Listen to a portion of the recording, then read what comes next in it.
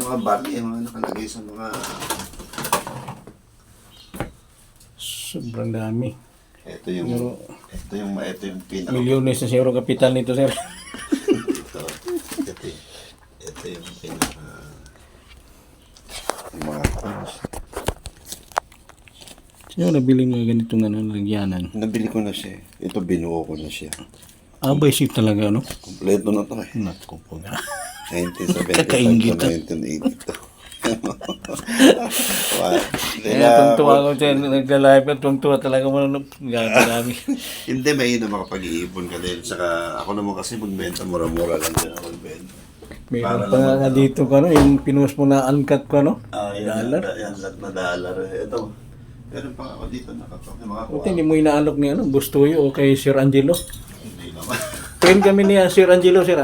Ano ba? Angelo Bernardo, yung taga-sorry niya. Puro coins na yung mga nandyan, oh.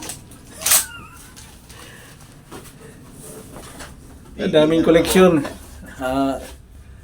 Ito pa nga mga... Bahay ni Sir Rolly G. Dito na po. Magala ng mga kolektor. Libangan namin.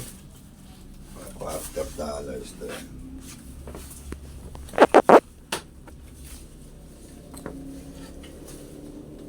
Kompleto, may ano pa, individual na lagyanan, basic.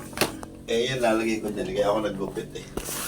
Ito mga $200 Napakalupit yung mga koleksyon, grabe. Nalulula ako sa sobrang dami. Ay, si Mrs. Puro magaling kumanta, nakita ko si Mina, Ang ganda boses nga. napakaganda boses. Ako yung nakikiano lang.